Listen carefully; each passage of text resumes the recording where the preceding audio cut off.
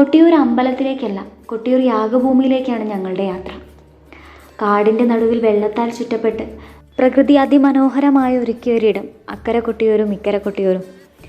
പണ്ട് ദക്ഷപ്രജാപതി ദക്ഷയാഗം നടത്തിയ ഇടമാണെന്നാണ് വിശ്വാസം. അതിന് കൃത്യമായൊരു ഐതിഹ്യമുണ്ട് കേട്ടോ.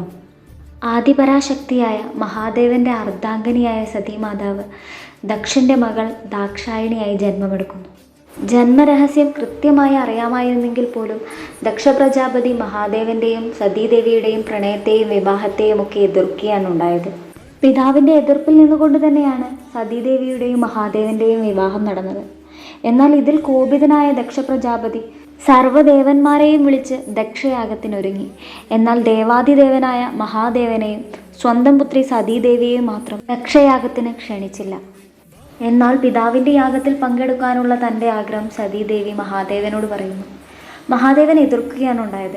യാഗവേദിയിൽ വെച്ച് തനിക്ക് കൊടിയ അപമാനമുണ്ടാകുമെന്നും മുന്നറിയിപ്പ് നൽകി. എന്നാൽ പിതാവിനോടുള്ള സ്നേഹത്തിൻ്റെ പേരിൽ സതീമാതാവ് യാഗത്തിന് പോകാനൊരുങ്ങി. യാഗവേദിയിൽ വെച്ച് അപമാനിക്കപ്പെട്ട സതീദേവി യാഗാഗ്നിയിലേക്ക് എടുത്തു ചാടി സ്വയം ആത്മാഹുതി ചെയ്തു. ഇതറിഞ്ഞ മഹാദേവൻ തൻ്റെ ജട പിടിച്ച് നിലത്തടിച്ചു. അതിൽ നിന്നും വീരഭദ്രൻ ജനിച്ചു. വീരഭദ്രൻ യാഗഭൂമിയിലെത്തുകയും ദക്ഷൻ്റെ താടി മുറിച്ച് തലയറുക്കുകയും ചെയ്തു. മഹാദേവൻ കോപത്താലും വിരഹത്താലും സംഹാര താണ്ഡവമാടി. പിന്നീട് ഈ പ്രദേശം വനമായി മാറിയെന്നാണ് വിശ്വാസം. ദക്ഷൻ്റെ താടിയാണ് കൊട്ടിയൂരിലെ പ്രസാദമായ ഓടപ്പൂവ് എന്നാണ് വിശ്വാസം. മറ്റൊരു ഐതിഹ്യം കൂടിയുണ്ട് കൊട്ടിയൂരിന്. സതീവിരഹത്താൽ സംഹാര താണ്ഡവമാടിയ മഹാദേവൻ സതീദേവിയുടെ ശരീരവുമായി പ്രപഞ്ചം മുഴുവൻ അലഞ്ഞു നടന്നു.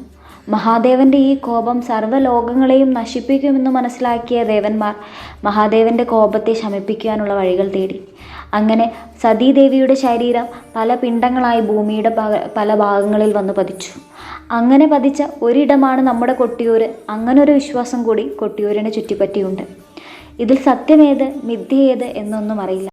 എങ്കിലും കൊട്ടിയൂരും ആ പരിസരവും ആ പ്രകൃതിയും നമുക്ക് നൽകുന്ന ഒരു അനുഭൂതിയുണ്ട്. അത് സത്യമാണ്.